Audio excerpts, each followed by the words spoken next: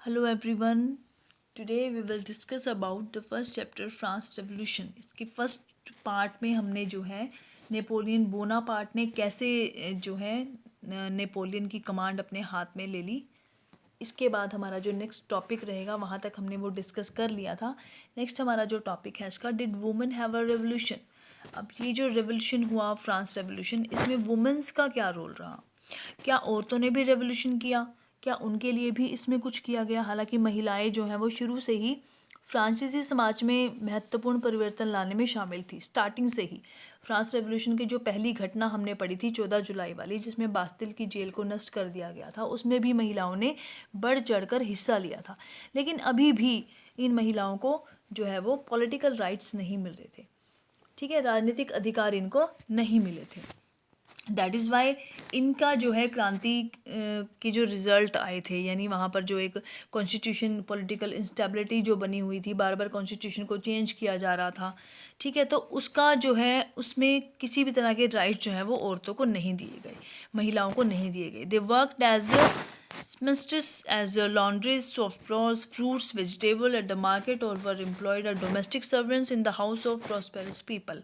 हर तरह के काम वहाँ की औरतें करती थी। Most women did not have access to education और जॉब ट्रेनिंग। हालांकि किसी तरह की जॉब ट्रेनिंग जो है वो ज़्यादातर औरतों को नहीं मिली हुई थी। ओनली डॉटर्स ऑफ नोबल्स और wealthier members of the third state could study at a convent. एक जो वहाँ पर कुलीन परिवार की औरतें थी, अमीर लोगों की जो औरतें थी, वो जो है कॉन्वेंट स्कूलों में पढ़ती थी। After which their families arranged a marriage for them, उसके बाद उनकी शादी कर दी जाती थी। Working women had also to care for their families, that is cook, fetch water, queue up for bread and look after the children. यानी औरतों के जो काम होते हैं वो सारे वो करती थी, उसके साथ साथ वो बाहर के कामों को भी संभालती थी। In order to discuss the voice their interest, women started their own political clubs and newspaper. About 60 women's clubs came up in different French cities.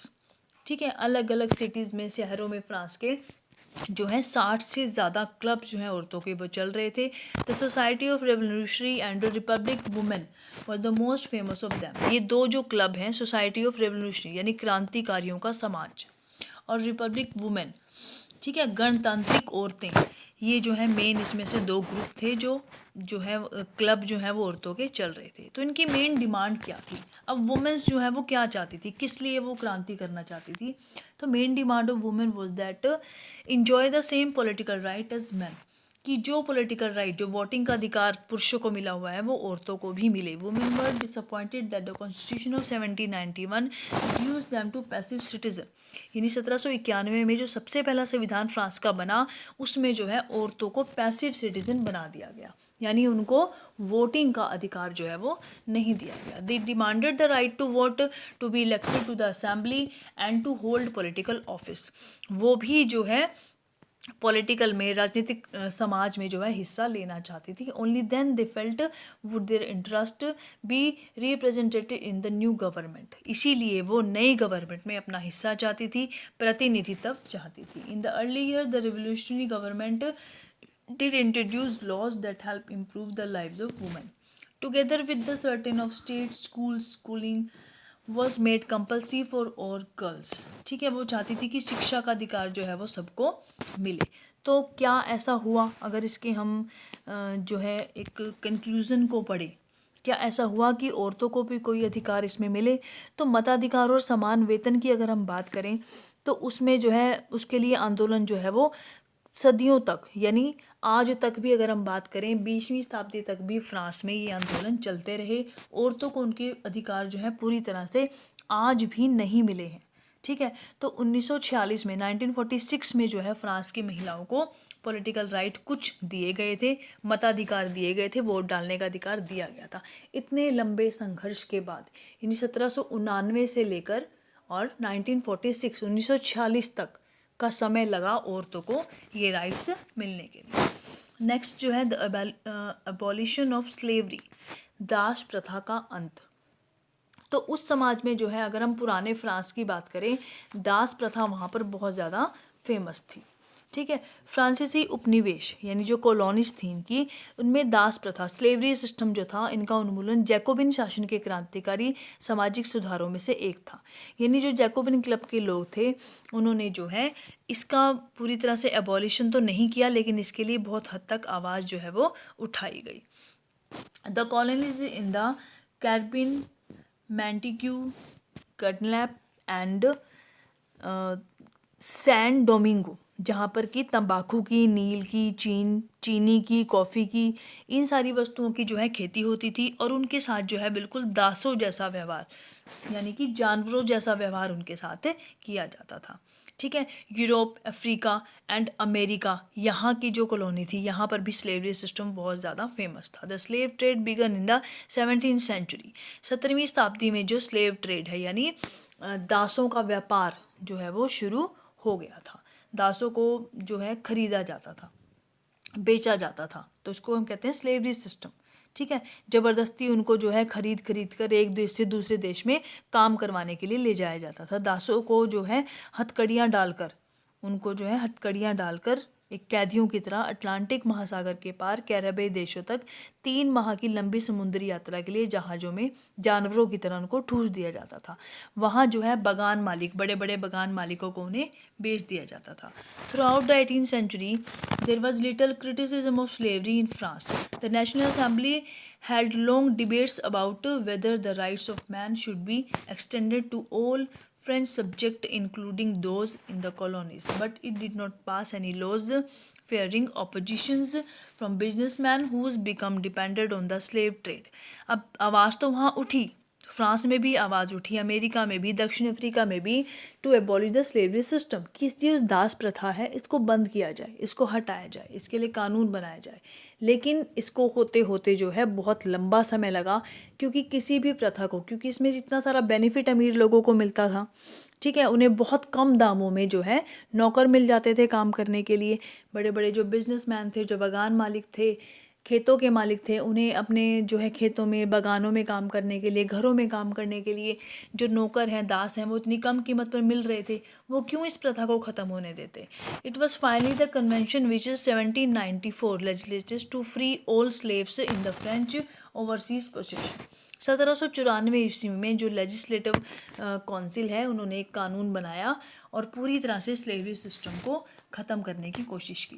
This however turned out to be a short term major 10 years later. अब ये जो slavery system है, इसको ख़त्म किया गया था 1794 ईस्वी में, लेकिन लगभग 10 सालों के बाद नेपोलियन बोनापार्ट ने इसको रीइंट्रोड्यूस करवा दिया और स्लेवरी सिस्टम को दोबारा से फ्रांस में ले आया। Napoleon reintroduce slavery, plantation owners understood their freedom as including the right to enslave African negro in pursuit of their economic interest. Slavery was finally abolish in French colonies in 1848। ठीक है। French की colonies में जो है finally, अब इसको Napoleon Bonaparte की हम आगे जो हम इस सिस्टम को पूरी अच्छी तरह से पढ़ेंगे, नेपोलियन बोनापार्ट को। नेपोलियन बोनापार्ट के काल में स्लेवरी सिस्टम एक तरह से दोबारा से शुरू कर दिया गया था। लेकिन after the death of Napoleon Bonaparte की डेथ के बाद जो है फ्रांस में 1848 में इसको पूरी तरह से ख़त्म कर दिया गया था। One important law that came into effect soon after the storming of the Bastille in the summer of 1789 was the abolition of censorship. The old regime, all written material and cultural activities, books, newspaper, play could be published or performed only after they had been approved by the censor of the king. तो Napoleon Bonaparte की अगर हम बात करें, उसने इतने सारे जो है एक जिसे कहते हैं ब्रेक्स लगा दिए। वहाँ की जो रेगिमी है, प्रशासन है, जो वहाँ का एडमिनिस्ट्रेशन है, उस पर इतने सारे ऑब्सेक्शंस लगा दिए, इतनी सारी रोक लगा दी। नेपोलियन बोनापार्ट ने वहाँ की जो सिस्टम है, सिस्टम को पूरी तरह से ख़त्म कर दिया।